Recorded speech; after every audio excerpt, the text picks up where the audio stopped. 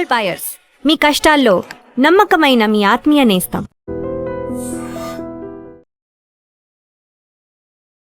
నమస్తే, నేను Kavitha. Welcome to I dream news and నిజాలు. ఈ శుక్రవారమే డీల్ కుదరబోతోంది. అగ్రిమెంట్ మీద సంతకాలు చేయబోతున్నాము. హర్ముజ్ జలసంధి త్వరలోనే ఓపెన్ కాబోతోంది అనేటువంటి మాటల్ని అమెరికా అధ్యక్షుడు డొనాల్డ్ ట్రంప్ అనౌన్స్ చేశారు. బట్ డీల్కి సంబంధించి ఏది ఏమైనా మేము మాత్రం అనుకున్నది సాధించి తీరుతామనే మాటని ఇజ్రాయెల్ చెప్తోంది. ఒకవేళ హర్ముజ్ జలసంధి ఓపెన్ అయినప్పటికీ మొత్తం క్లియర్ కావడానికి దాదాపుగా 6 నెలల కాలం పడుతుంది అనేటువంటి అంచనాలు ఉన్నాయి. ఆల్ ఆఫ్ సడన్గా ఇప్పుడు అమెరికా అధ్యక్షుడు డొనాల్డ్ ట్రంప్ ఇరాన్ ముందు తల వంచారా, లేకపోతే వాళ్ళకి సరెండర్ అయ్యారా అనేటువంటి అనాలిసిస్లు ఎందుకు వినిపిస్తున్నాయి? మనతో పాటుగా ఉన్నారు సీనియర్ జర్నలిస్ట్ సురేష్ కొచాతిల్ గారు. సార్ నమస్తే. సో ఇరాన్ ముందు అమెరికా అధ్యక్షుడు తల వంచారు, ఒక సరెండర్ అయ్యారు అనేటువంటి అనాలిసిస్ ఎందుకని వినిపిస్తోంది ఇప్పుడు? ఎప్పుడైనా ఒక ఒప్పందం చేసినప్పుడు మనకేం వచ్చింది వాళ్ళకేం ఇచ్చారని వస్తుంది. ఇది బేసిక్ ఉంటుంది. ఇంగ్లీష్లో అంటే the devil is in the details అంటారు. ఒక విన్ విన్ సిచ్యువేషన్ ఉండాలి ఇద్దరికి.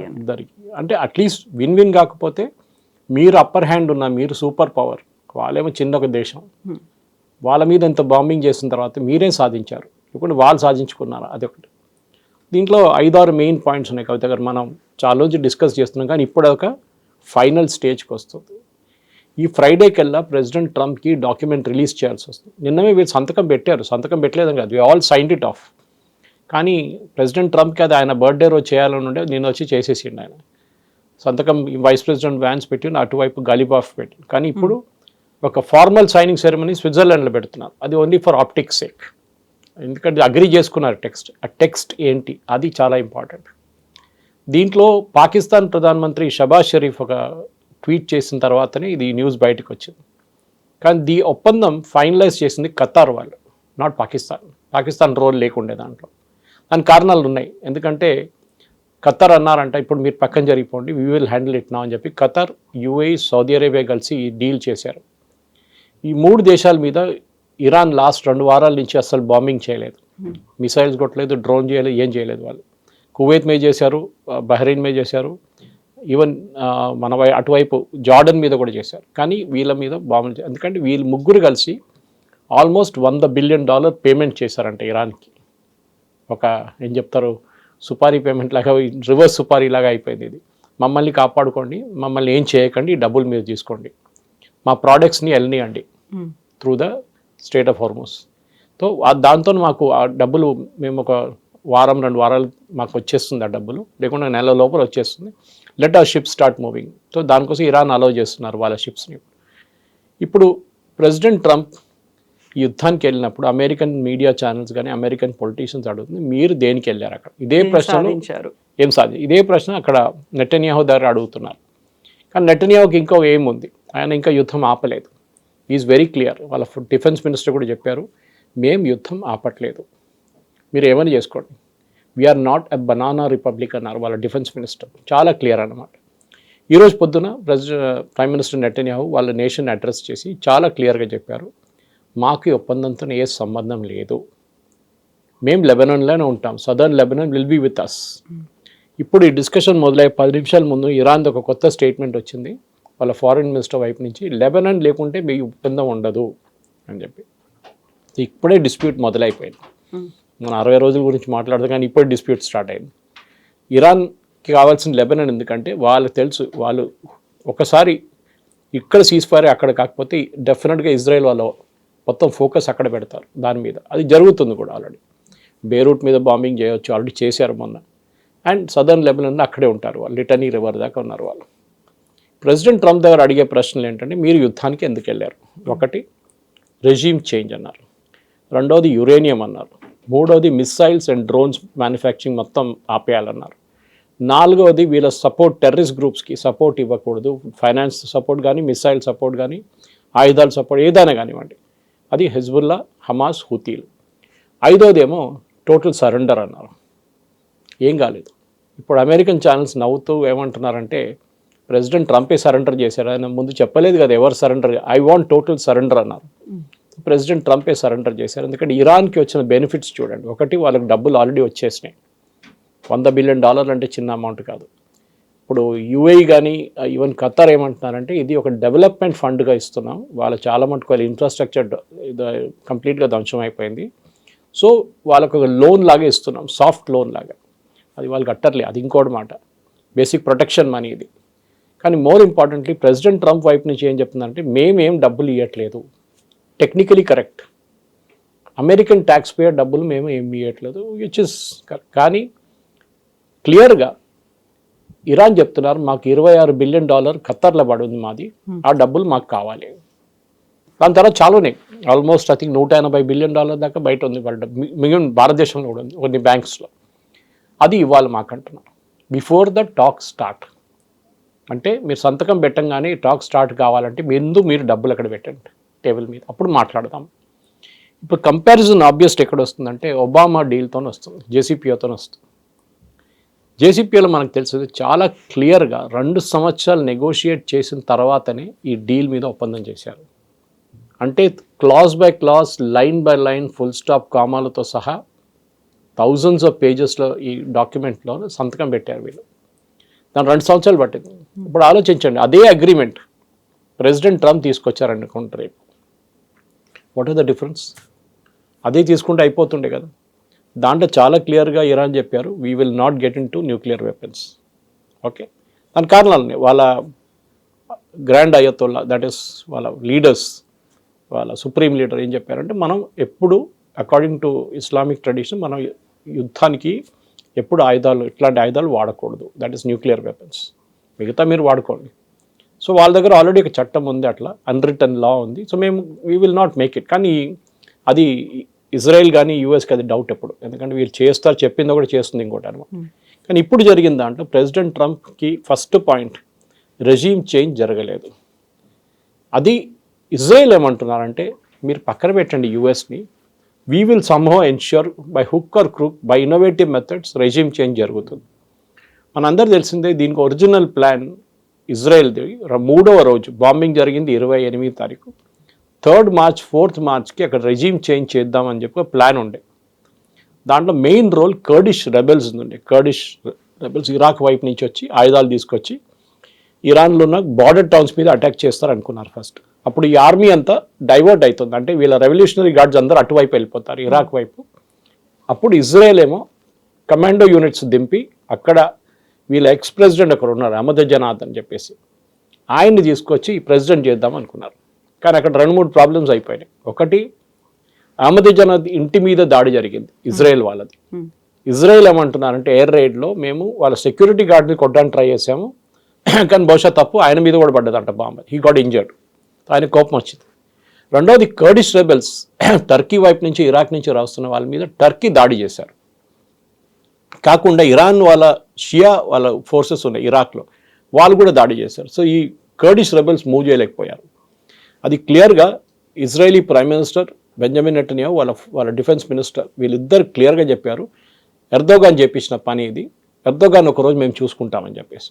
సో క్లియర్గా Erdogan is in the target of attack. అది నెటన్యాహు చెప్పారు, ఇదంతా అయిపోయిన తర్వాత మీరున్నారు లైన్లో మిమ్మల్ని చూసుకుంటాం మేమని చెప్పేశారు. అది వాళ్ళకి ఎప్పుడు పడదు. So that is the main thing. Turkey and Israel next ఒక ఫ్రాంటియర్ రాబోతుంది. ఇప్పుడు జరిగిన దాంట్లో ఫస్ట్ సరెండర్ జరగలేదు, రెజీమ్ చేంజ్ జరగలేదు. రెండవది యురేనియం ఏమైంది, ఇంగ్లీష్లో అంటారు you kicked it down the road అంటారు, అంటే తర్వాత చూసుకుందాం. ఒబామా 2 సంవత్సరాలు ఎందుకు తీసుకున్నారు, వీళ్ళు 60 రోజులు సాధిస్తారంటే కాదంటున్నారు. Most of the nuclear experts American channels కానీ యూరోపియన్ ఛానల్స్ వచ్చి మాట్లాడుతున్నారంటే చాలా కాంప్లికేటెడ్ ఇష్యూ. యాక్చువల్లీ సార్ట్అవుట్ అయిపోయింది. ఇన్ఫ్యాక్ట్ మీరు first line Iran will not possess a nuclear weapon nor will it buy any nuclear weapons అని ఒక ప్రియాంబుల్ రాశారు. ఈ స్టేట్మెంట్లో ఉంది. అది ఇప్పుడు ఈ ఒప్పందం పెట్టబోయే దాంట్లో exact same words starting letter of starting lines of Obama's JCP agreement. అంటే అక్కడి నుంచి కాపీ కొట్టారు వీళ్ళు స్ట్రేట్ అవే. సో మీరు కొత్తది ఏం చేశారు, మీరు యుద్ధానికి ఎందుకు వెళ్ళారు? ఆ జేసీపీ అగ్రిమెంట్ ఉంటే అయిపోతుండే ఇప్పుడు దాకా. ఆ జేసీపీ అగ్రిమెంట్లో కవిత ఎంత క్లియర్గా రాశారంటే ఇరాన్ ప్యూరిటీ ప్రాసెస్ని మీరు ఎట్లా డిటర్మైన్ చేస్తారు. ఓకే, ఇప్పుడు జేడీ వ్యాన్స్ గారు అంటున్నారు we will put inspectors on the ground. అంత ఈజీ కాదు. ఇరాన్ అమెరికన్ ఇన్స్పెక్టర్స్ని రానియరు ఇరాన్ లోపలికి. వాళ్ళ పర్సనల్ థ్రెట్ కూడా ఉంటుంది వాళ్ళకి. So maybe international atomic energy agency వాళ్ళని పంపించాల్సి వస్తుంది. వాళ్ళు ముందే ఉన్నారు అక్కడ, ఇప్పుడు కాదు, ఈ ఒప్పందం చేసినప్పుడు జేసీపీ అగ్రిమెంట్ చేసినప్పుడు. So reinventing the we'll all over again అంటారు ఇంగ్లీష్లో. ఉన్న ఒప్పందాన్ని పక్కన పడేసి కొత్త ఒప్పందం చేయడానికి వెళ్తున్నారు. ఆ ఒప్పందం పాత ఒప్పందం కన్నా చాలా వీక్. అది బాగుండే ప్రెసిడెంట్ ఒబామా, అది first point. So uranium issue is not being discussed. President Trump ఏమో అక్కడ డస్ట్ ఉంది నేను వెళ్ళి తీసుకుంటా అంటున్నారు. ఆయనకి ఏ ఐడియా లేదు ఎక్కడుంది అనేది. He's very clear and it is not dust, it is uranium. ఆయనేమో డస్ట్ అనే లాంగ్వేజ్ వాడతారు, ఎక్కడొచ్చింది తెలియదు. No self respecting uranium handle చేసే కంపెనీ కానీ ఎవరైనా కానీ ఈ డస్ట్ అని వర్డ్ యూస్ చేయరు. అక్కడ శాండ్తో కలిసిపోయి ఉంటుంది, కానీ it is there as a uranium. మీరు ఇట్లా బయట పడేయలేరు uranium. It has be stocked very securely. అది కొంచెం రేడియేషన్ అయితే కూడా ఇట్స్ హైలీ డేంజరస్. చెర్నోబిల్లో చూసాం మనం, ఫుకుషిమాలో చూసాం మనం. ఇట్ ఈస్ చేయలేము అసలు. సో అదొకటి పక్కన, దట్ ఈస్ గాన్. ఇప్పుడు యురేనియం గురించి మాట్లాడలేదు అసలు. అండ్ ఇజ్రాయెల్కి ప్రాబ్లం ఉంది. ఇజ్రాయెల్ ఇదే ప్రాబ్లం మీదనే ఫస్ట్ యుద్ధం మొదలుపెట్టారు. లాస్ట్ ఇయర్ జూలైలో కూడా ఇదే బాంబింగ్ జరిగింది because of this reason. Okay, అది ఇజ్రాయెల్ అంటున్నారు మాకు ఒక అన్సాల్వ్డ్, మాకు ఒక ప్రాబ్లం అది అట్లనే ఉండిపోయింది మాకు. రెండవది వీళ్ళ support for Houthi, Hezbollah and Hamas. ఇప్పుడు ఈ డబ్బులు వచ్చింది చూడండి కవిత గారు, 100 బిలియన్, మినిమం ఒక 30 బిలియన్ వీళ్ళకి వెళ్తుంది ఫస్ట్. ఎందుకంటే వాళ్ళకి శాలరీ లేదు, వాళ్ళకి జీతం ఇవ్వాలి, ఇదంతా ఇరాన్ చేస్తారు. కానీ ఏమంటే మాకు వాళ్ళకి సంబంధం లేదు అంటారు స్ట్రైట్ అవే. ఆయుధాలు కానీ ఆయుధాలు ఇప్పుడు పంపించలేరు ప్రజెంట్ సిచ్యువేషన్లో. అట్లీస్ట్ డబ్బులు పంపించి వీళ్ళు కావాలంటే ఇలా యుఏఈ దగ్గరనో లేకుంటే సౌదీ అరేబియా మీరు డైరెక్ట్ డెలివర్ చేసేయండి డబ్బులు అని చెప్తారు. అది ఎందుకంటే బ్యాంకింగ్ ఛానల్స్ మొత్తం బంద్ చేసేసారు యుఎస్. స్విఫ్ట్ నుంచి ఇరాన్ని తీసేశారు. ఇప్పుడు కాదు, చాలా రోజులే. Even Russia is not there in SWIFT system. ఇప్పుడు నిన్న వచ్చిన ఒక ఫ్రెష్ నోట్లో ఇరాన్ ఏమంటాం మాకు రియాల్లో పేమెంట్ ఇచ్చేసేయండి అంటున్నారు. అది కూడా ప్రాబ్లం కావచ్చు అని అనుకున్నాడు. యువాన్లో పేమెంట్ ఇచ్చేసేయండి మాకు, చైనీస్ కరెన్సీ, మేము చైనాతో మేము అడ్జస్ట్ చేసుకుంటామని.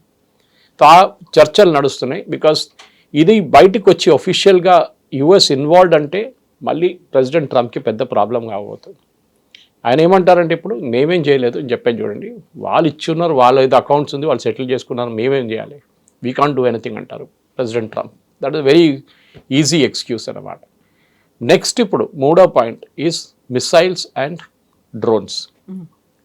ఇప్పుడు వీళ్ళు చెప్పిన మాట ప్రకారం మనం ఇంత బాంబింగ్ చేసాం, 2600 మిషన్స్ చేసాం, అన్ని సైట్స్ బాంబ్ చేసాం. కానీ ఇప్పుడు కూడా యుఎస్ ఇంటెలిజెన్స్ ఏమంటున్నారంటే వాళ్ళ దగ్గర 70% వాళ్ళ మిసైల్స్ అట్లనే ఉంది ఇరాన్ దగ్గర. ఈవెన్ ఆఫ్టర్ 115 రోజుల తర్వాత కూడా. Yes, and after so much of bombing, మీరు ఇంత బాంబింగ్ చేసిన తర్వాత కూడా మీ అక్కడ ఇంకా వాళ్ళ దగ్గర 70% ఉంది. అంటే వాళ్ళకి ఇప్పుడు సీజ్ ఫైర్ రాబోతుంది, దాంతోపాటు డబ్బులు వచ్చినప్పుడు వాళ్ళు మళ్ళీ 100% దాకా తీసుకెళ్తారు. అంటే Iran will remain an omni present threat. రేపు ప్రెసిడెంట్ ట్రంప్ ఒక స్టేట్మెంట్లో లాస్ట్ లైన్ ఒకటి చెప్పారు, నేను మొన్న జరిగిన ఒక ప్రెస్ నోట్లో ఆయన, అంటే వాళ్ళ ట్రూత్ సోషల్లో, ఇది అన్నీ కాకపోతే లాస్ట్ మేము మళ్ళీ బాంబు వేస్తాం ఇరాన్ మీద. వినకపోతే, మేము చెప్పినట్టుగా ఫాలో అవ్వకపోతే ఇట్ విల్ నాట్ హ్యాపెన్ కవిత గారు. టెల్ మై స్ట్రేట్ అవే చెప్తాను, ఈ 60 రోజులు మినిమం ఒక 3 సంవత్సరాలకి వెళ్తుంది మినిమం. ఇరాన్కి తెలుసు గేమ్ ఎట్లా ఆడాలని. వాళ్ళు దీనికన్నా ముందు కూడా చేశారు, ఒబామాతో చేశారు, దానికన్నా ముందు సద్దాం హుసేన్తో ఆడారు వాళ్ళు ఇదే ఆట. They will know how to drag లాస్ట్లో ఫ్రస్ట్రేట్ అయిపోతారు ఎవరైనా కానీ. And even president Obama team, అది జాన్ కెరీ, వీళ్ళందరూ ఉన్నారు ఆ టీంలో, వాళ్ళు కూడా చాలా ఫ్రస్ట్రేట్ అయిపోయారు. కానీ ఎందుకంటే ఒక లాజికల్ ఎండ్కి వస్తుందని వాళ్ళకి అనిపించింది ఇంత డిస్కషన్ చేసిన తర్వాత. అది కాదు కదా, స్టీవ్ విట్కాఫ్ కానీ జారెడ్ కుష్నర్ కానీ యురేనియం స్పెల్లింగ్ కూడా మొత్తం తెలుసో తెలియదు, హాఫ్ లైఫ్ అంటే ఏమో తెలుసు, they don't know anything about it. మొన్న వెళ్ళారంట ఏదో యుఎస్ ఫెసిలిటీకి వెళ్ళి యుఎస్లో యురేనియం గురించి నేర్చుకోవడానికి 5 రోజులకి వెళ్ళారంట. It is not a classroom teaching session ఇది, మీరు అట్లా నేర్చుకోవడానికి. దానికి ఎక్స్పర్ట్స్ని తీసుకురావాల్సి వస్తుంది. ఎక్కడుంది యురేనియం, 400 కిలోలు ఉన్నాయి, what status it, what purity it is, దాన్ని డిటర్మైన్ చేయడానికి ఏం చేస్తారు, ఎవరు డిటర్మైన్ చేస్తారు, దీని తర్వాత దీన్ని ఏం చేస్తారు, ఎక్కడ తీసుకెళ్తారు, either take it out of the country or అక్కడే దాన్ని డైల్యూట్ చేయాలి. ఆ డైల్యూషన్ ప్రాసెస్ ఏంటి, ఎవరు చేస్తారు, ఎవరు డిటర్మైన్ చేస్తారు. ఇరాన్ చెప్తారు రేపు మేము చేసేసాం అయిపోయింది అంటారు. How can you trust Iran? మీరు ఎట్లా ట్రస్ట్ చేస్తారు? ఐఏఈఏ రావాల్సి, వాళ్ళ ఎక్విప్మెంట్ మొత్తం తీసుకురావాలి, టెస్టింగ్ ఎక్విప్మెంట్ తీసుకొచ్చి దీన్ని డిటర్మైన్ చేయాల్సి వస్తుంది. At the same time Iran దగ్గర ఉన్న టెక్నాలజీ, సెంట్రిఫ్యూజ్ టెక్నాలజీ, దీని నుంచి కొంచెం యురేనియం పక్కన పెట్టేసి మళ్ళీ వాళ్ళు అదే సెంట్రిఫ్యూజ్ టెక్నాలజీ వాడుకుంటే it will become a problem again. సెంట్రిఫ్యూజ్ని ఏం చేయాలి, దాన్ని డెస్ట్రాయ్ చేయాలని అది ఇరాన్ అనుమతించరు. వెరీ ఎక్స్పెన్సివ్ సెంట్రిఫ్యూజ్ అంట. మనం కాలేజ్లో ఎక్స్పెరిమెంట్ చేస్తున్నట్లు కాదు ఇది. These are huge cylindrical aluminium and radioactive handle చేసే కెపాసిటీ ఉన్నది ఉంటుంది. సో అది దాన్ని ఫ్రీజ్ చేయాల్సి వస్తుంది. అంటే దాన్ని సీల్ చేసి మనం ఎప్పుడు చేస్తాం చూడండి, మన గవర్నమెంట్ ఆఫీసులలో లాక్ చేసేసి పెట్టేసేయాల్సి వస్తుంది. That is second step. మూడవది, ఈ యురేనియంని దీని తర్వాత వాళ్ళ పీస్ఫుల్ పర్పసెస్కి వాడుకోవాలి. ఇన్ఫ్యాక్ట్ లాస్ట్ 10 సంవత్సరాల ముందు ఒక బాంబింగ్ క్యాంపెయిన్ నడిచింది. అది బహుశా యుఎస్ చేశారో ఇజ్రాయెల్ చేశారో నాకు గుర్తులేదు, కానీ ఇట్ హ్యాడ్ హ్యాపెండ్. వీళ్ళది ఒక న్యూక్లియర్ ప్లాంట్ మీద కొట్టారు. అప్పుడు ఏం జరిగిందంటే ఆ ప్లాంట్ ఇప్పుడు ఇట్ ఈస్ మాత్ బాల్డ్ అంటారు, అంటే దాన్ని మొత్తం సీల్ చేసి పెట్టేశారు, లైక్ చెర్నోబిల్ లాగా. దాన్ని మళ్ళీ రీఓపెన్ చేయాలంటే వాళ్ళకి బయట ఉన్న హెల్ప్ కావాల్సి వస్తుంది, మోస్ట్లీ రష్యన్ హెల్ప్ కావాల్సి. అది అనుమతిస్తారా యుఎస్? ఎందుకంటే మళ్ళీ వీళ్ళు న్యూక్లియర్ ప్రోగ్రామ్ మాది ఓన్లీ పీస్ఫుల్ పర్పసెస్కి అంటున్నారు. So they will have to వాళ్ళు అలౌ చేయాల్సి వస్తుంది ఆ ప్లాంట్ ఓపెన్ చేయడానికి. కానీ ఆ ప్లాంట్ ఓపెన్ చేస్తే రేపు మళ్ళీ ఆ ప్లాంట్ నుంచి మళ్ళీ యురేనియంని కన్వర్ట్ చేసుకుంటారని అమెరికాకు ఒక భయం ఉంది, ఇజ్రాయెల్ కూడా ఉంది ఆ భయం. అది it's a very complicated thing. ఇది మనం బయట నుంచి కనిపిస్తున్నప్పుడు చాలా అయిపోయింది. ప్రెసిడెంట్ ట్రంప్ అన్నారు strait of Hormuz is open, start your Motors, start your ships, let the oil flow అన్నారు. ఇరాన్ అన్నారు నో, మేము 60 days దాకా వెయిట్ చేస్తాం, దాని తర్వాత మీరు ఒప్పందం పెట్టకపోతే మేము స్ట్రెయిట్ ఆఫ్ హార్మోజ్ని మళ్ళీ అదే పాత స్టేట్కి తీసుకొచ్చేస్తాం, వీ విల్ ఛార్జ్ ఫీజ్ అన్నారు. టోల్ అనలేదు, ఈసారి ఫీజ్ అంటున్నారు. ఎనీవే అది యూఎస్ అయితే డినై చేశారు, టోటలీ నథింగ్ డూయింగ్ అని చెప్పారు. చూద్దాం, అది నెగోషియేటింగ్ టాక్టిక్ ఉండొచ్చు బహుశా. అది గేమ్ ఆఫ్ బ్లఫ్ అంటాం మన ఇంగ్లీష్లో. ట్రంప్ కార్డ్ లేకున్నా కానీ మనం ట్రంప్ కార్డ్ ఉన్నట్లు యాక్టింగ్ చేస్తామన్నమాట. ఇది ఉన్నప్పుడు నాలుగోది వీళ్ళ డ్రోన్స్ అండ్ మిసైల్ ప్రొడక్షన్. అది చైనా నుంచి వీళ్ళకి మేజర్గా ఎక్విప్మెంట్ వస్తుంది. డ్రోన్ తయారు చేసే ఎక్విప్మెంట్ కానీ దానికి కావాల్సిన అల్యూమినియం పార్ట్స్ కానీ మిగతా పార్ట్స్, ఎలక్ట్రానిక్ పార్ట్స్ అంతా చైనా నుంచి వస్తాయి. ఇప్పుడు చైనాకి లాస్ట్ 3 నెలల నుంచి 2 నెలలు అనుకోండి, వాళ్ళకు ఒక్క చుక్క ఆయిల్ కూడా దొరకట్లేదు ఇరాన్ నుంచి. వాళ్ళు ఎందుకు ఇస్తారు? కానీ ఇప్పుడు ఈ బ్యాన్ లిఫ్ట్ చేస్తే, ప్రెసిడెంట్ ట్రంప్ అన్నారు కదా ఫ్రైడే రోజు బ్యాన్ లిఫ్ట్ చేస్తే Iran can sell its oil. 140-150 million వాళ్ళు per day they will start earning. ఆ డబ్బులతో చైనా దగ్గర నుంచి మళ్ళీ తెచ్చుకుంటారు ఆయుధాలు. చెక్కింగ్ ఏమి ఉండదు, ఎందుకంటే strait of Hormuz is open. మళ్ళీ ఇరాన్ వాళ్ళ ప్రొడక్షన్ పెంచుకుంటారు. నేను చెప్పాను చూడండి, 70% నుంచి 100% తీసుకెళ్ళిపోతారు వాళ్ళు. ఇది ఇజ్రాయెల్కి ఎప్పుడు ఒక థ్రెట్గా ఉండిపోతుంది. ఇజ్రాయెల్ ఒకటే కాదు, చుట్టుపక్కల అన్ని దేశాలకు. ఇరాన్ ఇస్ ప్రూవ్డ్ ఈ యుద్ధంతో వాళ్ళకు ఒక్క ప్రూఫ్ ఏంటంటే గల్ఫ్లో ఉన్న ఏ దేశం దగ్గర లేని పవర్ వాళ్ళ దగ్గర ఉందని చూపించారు వాళ్ళు. That is a great achievement. అది మనం డినై చేయలేం, రైట్ ఆర్ రాంగ్ అన్నమాట. Exactly. So for the first time అనుకుంటాను ఒక డేని కూడా ప్రిస్క్రైబ్ చేసి చెప్పారు. ఈరోజు ఫ్రైడే రోజు ఇది అయిపోతుంది, జేడీ వ్యాన్స్ దానికి సంబంధించి ఒక డీల్ని సైన్ చేస్తారు అని. G7 సమ్మిట్కి ఆయన వెళ్తున్నటువంటి మాటలు ఆ టైంలో ఎంత ఇస్తారు అనుకుంటే ఆల్మోస్ట్ 1.15 lakh crore అమౌంట్ని చుట్టూ ఉన్నటువంటి గల్ఫ్ కంట్రీస్ అయితే దానికి ఇస్తాయి. దానికి సంబంధించినటువంటి ప్రాసెస్ ఇంకా స్టార్ట్ కాలేదు. ఇవన్నీ కూడా శుక్రవారం తర్వాత జరుగుతాయి అనుకుంటే 6 నెలల కాలం ఎందుకు పట్టబోతుంది? అక్కడ ఉన్నటువంటి పెండింగ్లో లేకపోతే అక్కడ స్టాగ్నేట్ అయిపోయి ఆగిపోయి ఉన్నటువంటి షిప్స్ అన్నీ వచ్చినప్పటికి కూడా మొత్తం వరల్డ్ వైడ్గా ఆయిల్ సంక్షోభం అనేది ఉంది. అది అంతా సెటరేట్ అవ్వడానికి 6 నెలల కాలం పడుతుంది. ఎందుకలా?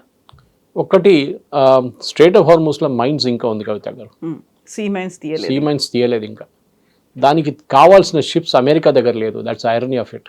అమెరికా ఫిజికల్లీ లిఫ్ట్ చేస్తారు, అది ఎవరైనా చేస్తారు అది. కానీ దీనికి డెడికేటెడ్ మైన్ చెక్కింగ్ ఎక్విప్మెంట్ కావాలి. దీనికి మైన్ స్వీపర్స్ అంటారు దాన్ని.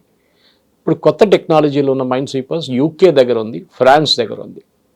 ఫ్రాన్స్ వాళ్ళ దగ్గర ఒక అండర్ గ్రౌండ్ డ్రోన్తోని వాళ్ళ ఒక మైన్ స్వీపర్ డెవలప్ చేశారు. అది ఇప్పుడు సౌదీ అరేబియా కోస్ట్ దగ్గర ఎక్కడో పడుంది ఆ షిప్, దాన్ని పంపిస్తారు బహుశా ఇప్పుడు. కానీ ఇది ఎన్ని మైన్స్ ఉన్నాయి, ఎక్కడుంది, ఎవరికి తెలియదు. This is a big problem. So ఇదొక ఆన్గోయింగ్ ప్రాసెస్ ఉంటుంది. పక్కనే షిప్ వెళ్తుంటుంది, వీళ్ళకి డిమైనింగ్ చేస్తుంటారు. సో 6 నెలలు అనేది ఇట్స్ అ ఫిగరేటివ్ థింగ్. ఇప్పుడున్న 86 షిప్పుల్ని బయటికి తీసుకురావాలి ముందు, దట్ ఇస్ ద టాస్క్. దాని తర్వాత ఆయిల్ ఫ్లో చేయాలి, అంత ఈజీ కాదు. Qatar, Bahrain, Kuwait and even Saudi Arabia వీళ్ళ రిఫైనరీ కానీ వీళ్ళ ప్రొడక్షన్ ఫెసిలిటీ మీద ఇరాన్ దాడి చేశారు. అది కంప్లీట్గా డిస్ట్రాయ్ కాలేదు, కానీ ఇప్పుడు కూడా ఖతర్ వాళ్ళ స్టేట్మెంట్ ప్రకారం we can finish it in 3 weeks to 6 weeks to 8 weeks. అంటే ఒక 2 నెలలు పట్టొచ్చు. 2 నెలల్లో 3 నెలల్లో వీళ్ళు వాళ్ళ ఫెసిలిటీ రిపేర్ చేస్తే వాళ్ళ గ్యాస్ కానీ ఆయిల్ కానీ ఫ్లో చేయడం మొదలు పెడతారు. ఫస్ట్ ప్రయారిటీ అది ఉంటుంది. ఫర్టిలైజర్ దాని తర్వాత స్టార్ట్ అవుతుంది ప్రొడక్షన్. తో ఫుడ్ క్రైసిస్ లోకంలో ఇప్పుడు మన దగ్గర ప్రాబ్లం లేదు కవిత గారు. చాలా సీరియస్ ఫుడ్ క్రైసిస్ ఆఫ్రికాలో ఉంది, ఈవెన్ అమెరికాలో ఉంది. అమెరికాలో ఉన్న ఫార్మర్స్ రైతులకి ఫర్టిలైజర్ అందట్లేదు. వాళ్ళు ఒక క్రాప్ కావాలంటే ఈసారి పోస్ట్పోన్ చేస్తూ అంటున్నారు వాళ్ళు. మన దగ్గర రబీ అంత ఖరీఫ్ వస్తుంది కదా, అట్లనే వాళ్ళ దగ్గర కూడా వన్ క్రాప్ వాళ్ళు ఈసారి క్యాన్సిల్ చేస్తారంట. ఆలోచించండి. సో ఫుడ్ క్రైసిస్ అనేది చాలా పెద్దగా, మన దగ్గర ప్యాడీ కల్టివేషన్ బాగానే ఉంది. ఈ సంవత్సరం కూడా తెలంగాణలో అట్లీస్ట్ మన పీడిఎస్ సిస్టమ్ కూడా బాగానే ఉంది, కానీ ఈవెన్ ప్రొక్యూర్మెంట్లో బాగా జరుగుతుంది మన దగ్గర. ఇప్పుడు ప్రాబ్లం లేదు. కానీ ఆఫ్రికా చాలా మటుకు సౌత్ ఈస్టర్న్ నేషన్స్ దగ్గర బియ్యం లేదు. ఏం చేస్తారు? గోధుమలు లేదు. Where you get it from question అది. సో ఒక పెద్ద ఫుడ్ క్రైసిస్ రాబోతుందని ఈవెన్ యునైటెడ్ నేషన్స్ వాళ్ళ ఆర్గనైజేషన్స్ చెప్తున్నారు. వరల్డ్ ఫుడ్ ఆర్గనైజేషన్ ఒకటి, ఫుడ్ FAO అని చెప్పి, ఫుడ్ అండ్ అగ్రికల్చర్, వాళ్ళు కూడా చెప్పారు ఇట్స్ మేజర్ క్రైసిస్ రాబోతుంది. సో బహుశా కొంచెం స్పీడప్ చేస్తే, ఒకసారి ఎరువులు బయటికి రావడం మొదలు పెడితే, దాని తర్వాత మీథేన్ గ్యాస్, ఎంత బై ప్రోడక్ట్స్ ఇదంతా. The first priority put the oil in the market. నిన్న ఉన్న బ్రెంట్ క్రూడ్ ప్రైస్ కానీ మిగతా ముజ్బాన్ వాళ్ళ rate, Saudi Arabian oil rate 76కు వచ్చేసింది ఇవాళ, $76 which is what it was first week of March. ఈ క్రైసిస్ మొదలై జస్ట్ అప్పుడు రేట్లు స్టేజెస్లో, అప్పుడు స్టేట్ హార్మోస్ బంద్ కాలేదు అప్పుడు ఆ టైంలో, తర్వాత జరిగింది అది. I think after 1 week it happened. So ఇప్పుడున్న ప్రైస్ అప్పుడున్న ప్రైస్కి ఈక్వల్. అంటే మనం ఆ పొజిషన్కి వచ్చేసాం. బహుశా భారతదేశంలో మనం పెట్రోల్ ప్రైసెస్ తగ్గుతుందా అనుకుంటే ఇట్ విల్ హ్యాపెన్. ఒకసారి కొత్త కాంట్రాక్ట్స్ ఉన్న షిప్లు బయట రావడం మొదలు పెడితే మనం ఇప్పుడు జూన్లో ఉన్నాం కదా, ఒక జూలై ఆగస్ట్ దాకా మన ప్రైసెస్ తగ్గుతుంది మనం. ఇఫ్ ఇట్ రిమైన్స్ అట్ 76, 70 దాకా వచ్చేస్తాయి. ఇది ప్రతి లోకంలో ఉన్న ప్రతి కంట్రీ, ఐ థింక్ 190 కంట్రీస్ ఉందనుకుంటున్నాను, 190 ఉన్నాయి యునైటెడ్ నేషన్స్లో. 190లో 190 ఇంపాక్ట్ అయింది. సో ఇది తగ్గించాలంటే ప్రతి దేశం దీనికోసం చూస్తున్నారు. అట్లీస్ట్ స్టేట్ ఆఫ్ హార్మూస్ అయినా ఓపెన్ అయింది. కానీ అమెరికాలో నవ్వుతున్నారు ప్రెసిడెంట్ ట్రంప్ మీద. స్టేట్ ఆఫ్ హార్మూస్ నేను ఓపెన్ చేయించానంటే అది ముందే ఓపెన్ ఉండే కదా, దీనికన్నా ముందు కూడా మనం మాట్లాడాం. It is already open, what new did you do అని అడుగుతున్నారు అమెరికాలో. మీరు కొత్తది ఏం చేశారు? ఇప్పుడు he has gone to G7. అక్కడైనా అనుకున్నా దీన్ని పెద్ద డ్రామా చేద్దాం. దీన్ని ట్రంప్ లవ్స్ థియేట్రిక్స్ అంటారు ఇంగ్లీష్లో. ఆయన ఒక డ్రామా చేయడం చాలా ఇష్టం. నేనే చేశాను చూడండి అని చెప్పేసి. కానీ ఇప్పుడు ఆయన అక్కడ వెళ్ళినప్పుడు అందరూ ఇదే అడుగుతున్నారు. మొన్న ప్రెస్ కాన్ఫరెన్స్ కోసం ప్లేన్ నుంచి దిగి మీడియా వాళ్ళ దగ్గర వెళ్ళి వాళ్ళు క్వశ్చన్స్ అడుగుతున్నారు, చూడగానే పక్కనకి వెళ్ళిపోయాడు. ఈ just left because he knows that first question ఇదే అడుగుతారు.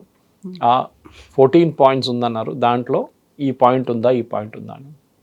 సో బహుశా ఫ్రైడే దాకా ఆయన క్వైట్గా కూర్చుంటారు. మీరు కూడా చూస్తుంటారు G7లో పెద్ద డ్రామా చేయలేదు ఆయన. ఓకే, అక్కడ అఫ్కోర్స్ ఇట్స్ మ్యాకరాన్ షో. అక్కడ చాలామంది మిగతా హెడ్స్ ఆఫ్ స్టేట్ వస్తున్నారు, invited heads of state like Modi గారు లాంటి వాళ్ళు కూడా ఉన్నారు అక్కడ. కానీ ఈ ఒప్పందం స్విట్జర్లాండ్లో చేయబోతున్నారు. In fact it just across the French border. అటువైపు వెళ్తే అక్కడ సంతకం పెడతారు వీళ్ళు. ఫ్యూ కిలోమీటర్స్ డిస్టెన్స్ అంటున్నారు. నాకు కూడా ఎగ్జాక్ట్ జాగ్రఫీ గుర్తులేదు. కానీ ఈ ఒప్పందం పెట్టడంలో ఇట్స్ ఓన్లీ ఒక ఆప్టిక్స్ అన్నాం మన ఇంగ్లీష్లో, అంతే. దానికి మినహా ఏం లేదు. Devil is in the details. ఈ డిస్కషన్ మొదలై దాంట్లో క్లాస్ బై క్లాస్ వెళ్ళేదాకా నేను చెప్తున్నాను చూడండి, మినిమం 2 to 3 years పడుతుంది. ట్రంప్ ఉండరు అప్పుడు. It be a new president, American president. ఆయన హెడేక్ ఇది ఇంకా. కానీ ట్రంప్కి ఇమ్మీడియట్ ప్రాబ్లమ్ సార్ట్అవుట్ అయిపోయింది. తర్వాత చూసుకుందాం యురేనియం, తర్వాత చూసుకుందాం మిసైల్స్. అది ఎక్కువ గొడవ అయితే ఇజ్రాయెల్ చూసుకుంటారు, మనం చూడక్కర్లేదు. This will be his logic. And MOUని స్విట్జర్లాండ్ కూడా వెల్కమ్ చెప్తోంది, అది జరగాల్సిందే అనేటువంటి ఒక పాజిటివ్ సైన్, హోప్ అయితే కనిపిస్తోంది. కానీ ఇజ్రాయెల్ ఈజ్ నాట్ యాక్సెప్టింగ్, అసలు యాక్సెప్ట్ చేసే పరిస్థితే లేదు. ఏదైనా కానీ we're going ahead with war అన్నట్టుగా ఉంది. అండ్ లెబనాన్ గురించి కూడా మాట్లాడుతోంది, ఇరాన్ని వదలదు, మేము ఒక డెమోక్రటిక్ కంట్రీ, మాకు అన్నీ ఉన్నాయి అనేటువంటి ఒక మాటని ప్రొజెక్ట్ చేస్తోంది. అదే స్ట్రాంగ్గా వినిపిస్తోంది. ఇప్పుడు ఒకవేళ శుక్రవారం కనుక ఈ MOU అండర్స్టాండింగ్ అనేది ఒక అయింది అనుకోండి, అమెరికా అండ్ ఇరాన్ మధ్య ఉంటుంది, ఇజ్రాయెల్ ఇన్వాల్వ్ అవ్వదు. ఇజ్రాయెల్ మాత్రమే అలాగే అటాక్ చేస్తామనేది అంటోంది. So who is going to stop that? ఇజ్రాయెల్ని ఎవరు ఆపుతారు ఇంకప్పుడు? ఇప్పుడు ఇజ్రాయెల్ ఏం చేయరు. కానీ వాళ్ళ హెజ్బుల్లా వైపు నుంచి ప్రొవొకేషన్ వస్తే, హెజ్బుల్లా వాళ్ళ నార్దర్న్ ఇజ్రాయిల్లో ఉన్న కిబుట్స్ మీద, వాళ్ళ నార్దర్న్ ఇజ్రాయిల్లో ఉన్న విలేజెస్ మీద దాడి చేస్తే ఇజ్రాయెల్ మళ్ళీ మొదలు పెడతారు. అది ప్రెసిడెంట్ ట్రంప్ కూడా చెప్పారు. మొన్న మాట్లాడుతూ అన్నారు ఇదంతా బాగానే ఉంది, కానీ Israel has a right to protect itself అన్నారు. ఇజ్రాయెల్కి మన అందరూ తెలుసు Kavita, it's a question of existence వాళ్ళకి. ఎందుకు ఇరాన్, ఎక్కడ పడిన ఇరాన్కి లెబనాన్తో నేను సంబంధం? లెబనీస్ గవర్నమెంట్ మాట్లాడాలి, ఇరాన్ మాట్లాడుతున్నారు వాళ్ళ కోసం. లెబనాన్ మీద ఏం దాడి జరగకూడదు. Who are you? Lebanon Israel already మాట్లాడుతున్నారు, వాళ్ళు సీజ్ ఫైర్ కూడా ఇంప్లిమెంట్ చేసుకున్నారు. కానీ హెజ్బుల్లా వచ్చి కూర్చున్నారు అక్కడ. హెజ్బుల్లా వాళ్ళ ఒరిజినల్ పార్టీ కాదు, వాళ్ళు ఇరాన్ నుంచి ఎప్పటి నుంచో వస్తున్న షియాలు. మనం దీనికన్నా ముందు కూడా డిస్కస్ చేసాం. లెబనాన్ క్రిస్టియన్ కంట్రీ ఉండే ముందు, ఇప్పుడు కూడా బెయిరూట్లో 16% మంది క్రిస్టియన్స్ ఉన్నారు. వాళ్ళు ఏం చేస్తారు ఇప్పుడు? ఈ నడిమిట్లో వీళ్ళొచ్చి కూర్చున్నారు. హెజ్బుల్లా ఏం చేశారు? వాళ్ళ ఈవెన్ 16 మంది ఎంపీలు వాళ్ళ పార్లమెంట్లో ఉన్నారు, Lebanese parliament. They are really playing the game అక్కడ. ఇరాన్కి ఏంటంటే వాళ్ళ రీజనల్ ఇన్ఫ్లుయెన్స్ ఎక్స్టెండ్ చేయడానికి చేస్తున్నారు. మొన్న సొమాలీల్యాండ్ ప్రెసిడెంట్ ఇజ్రాయెల్కి వచ్చింది. నేను మీరు అనుకుంటారు దీనికి దానికి సంబంధం అనేది, చాలా పెద్ద కనెక్షన్ ఉంది. సొమాలీల్యాండ్ అనేది సొమాలియా పక్కనున్న టెరిటరీ. వాళ్ళు 27 సంవత్సరాల ముందు సపరేట్ అయిపోయారు. It's a Muslim country, Islamic. So వాళ్ళు సపరేట్ అయిపోయి వాళ్ళ ఒక డెమోక్రసీ చాలా బాగా పర్ఫామ్ చేస్తున్నారు, జ్యుడిషియల్ సిస్టమ్ చాలా బాగుంది. ఫస్ట్ దేశం, వాళ్ళు ఇప్పుడు దాకా యుఎన్లో ఉన్న ఒక్క దేశం కూడా వాళ్ళని అంగీకరించలేదు, ఒఫీషియల్ రికగ్నిషన్ చేయలేదు. ఇజ్రాయెల్ చేశారు. సో ఇజ్రాయెల్ చేసిన చాలామంది అడిగారు, నెటన్యాహు ఒకరోజు ఐ థింక్ 4-5 నెలల ముందు రికగ్నైజ్ చేశారు. ఎందుకు అనుకుంటే సొమాలీల్యాండ్ కూర్చున్నది జస్ట్ యమన్ పక్కన.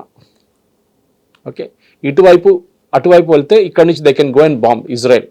ఇంత దూరం 1100 కిలోమీటర్ ట్రావెల్ చేయక్కర్లేదు, జస్ట్ ఒక 300-200 కిలోమీటర్ కొట్టేస్తే వెళ్ళి రావచ్చు, రిటర్న్ రావచ్చు. So they taken out literally సొమాలీల్యాండ్లో వాళ్ళ ఫోర్సెస్ని పెట్టుకున్నారు ఇజ్రాయెల్. ఇప్పుడు ఏ పాసిబుల్ ప్రాక్సిమిటీ ఉంటుందో అది అన్ని అప్పుడు మీరు బిలీవ్ చేయరు. దాని పక్కన జిబూతి ఉంది, ఇంకొక ఆఫ్రికన్ కంట్రీ క్యాపిటల్.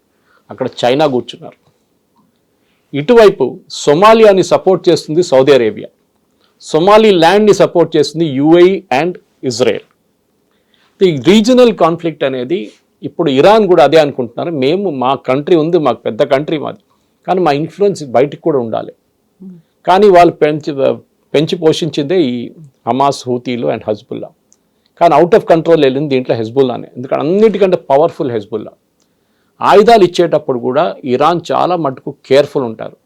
హమాస్కి ఇచ్చే ఆయుధాలన్నీ 300, 200, 300, 500 కిలోమీటర్ మ్యాక్సిమం. కానీ హెజ్బుల్లాకి ఇచ్చిన ఆయుధాలు ఈవెన్ 1000 కిలోమీటర్ రేంజ్లో ఉంది, ఇజ్రాయెల్ లోపల కొట్టడానికి వాళ్ళకి. సో అక్కడే పార్షియాలిటీ చూపించారు ఇరాన్ చాలా. అప్పుడు ఇరాన్కి ఈజీగా ఉండే. ఒక టైంలో బషర్ అల్ అసాద్ సిరియాలో ఉన్నప్పుడు ఈజిప్ట్ నుంచి స్మగుల్ చేసి సిరియా నుంచి ఈ ఆయుధాలన్నీ ఇక వీళ్ళకి వెళ్తుండే హెజ్బుల్లాకి. కానీ ఏ రోజు బషర్ అల్ అసాద్ గవర్నమెంట్ పోయిందో ఆ రోజు ఈ ఆయుధాలు ట్రాన్స్మిషన్ ఆగిపోయింది. ఇప్పుడు హెజ్బుల్లా దగ్గర ఉన్న పాత ఆయుధాలు ఉన్నాయి, వాళ్ళ కొత్తది ఏమో రావట్లేదు ఇరాన్ నుంచి. దానికి ఇరాన్ సీజ్ ఫైర్ అడుగుతున్నారు. సీజ్ ఫైర్ అక్కడ కూడా కావాలి, ఎందుకంటే మళ్ళీ ఆయుధాలు పంపిస్తారు వాళ్ళు. అది ఎట్లా చేస్తారో తెలియదు మనకి, కానీ they will be some way they will find out. They can even fly చేయొచ్చు కాబట్టి. కానీ ఇజ్రాయెల్ చూస్తూనే కూర్చున్నారు.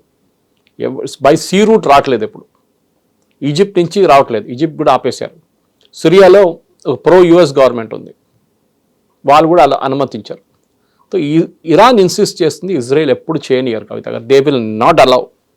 వాళ్ళు చాలా క్లియర్. వాళ్ళ డిఫెన్స్ మినిస్టర్ అని చెప్పాను చూడండి, నిన్న చెప్పారు ఆయన, we're not a banana republic.